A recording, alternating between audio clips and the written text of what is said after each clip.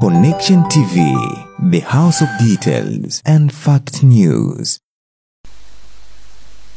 Nilisikiliza, mimi nimeufanya muziki pia na ufahamu. Na yeye kilio chake kikubwa ni kutaka hii nyimbo ya Mama Samia iwe zawadi kwa rais wa awamu hii ya 6, Dr. Samia Suluhu Hassan. Na alilozungumza hilo, sisi tukaona nini hitaji la moyo wake. Kwa sababu tayari mipango yetu, moja kati ya mipangilio mikubwa ya shughuli zetu ni kupokea kila ambacho tunakiona kizuri. Kwa hiyo tukakaa naye mzee Hiza na tulimwaahidi ikiwa vyema zaidi tunaweza kumsapoti kwa nyimbo zake zaidi ya 10.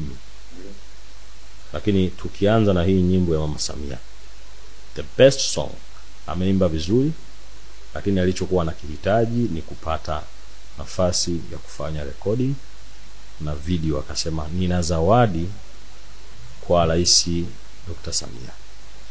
Kwa hiyo tuliona hiyo nayo ni fursa sio mbaya. Kama aliweza kufanya Tanzania yetu na ikawa nzuri, basi tunaweza kumpatia nafasi kwa hii nafasi nyingine. Okay. Shukrani sana my brother Tamba Nazambe, mkurugenzi wa Connection Academy. Sasa tuachane na hayo. Tuje katika upande ambao unakuhusu wewe sasa 100%. Mara ya mwisho tulizungumza hapa na wewe na ukanisikilizisha bonge la ngoma. Na katika vitu ambavyo nimeona kule Zanzibar, kama uko location ukifanya video, niko sahihi ama nimetoka? Ni kweli bwana Dakota Deravida, tulikuwa location Zanzibar. Tulikwenda kwa program maalum.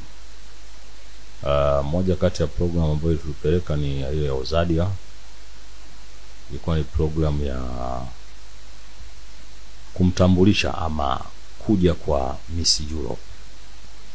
Baada ya program hii, na mimi nikaamua ni take advantage, nione fursa.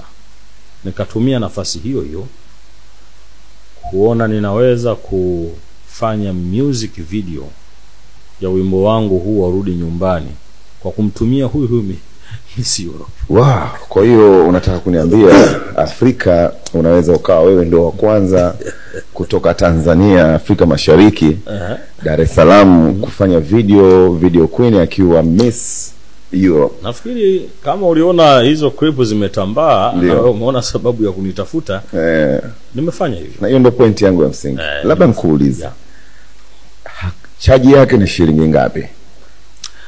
To be honest, Miss Europe hakunichaji pesa yote. Connection TV, the house of details and fact news.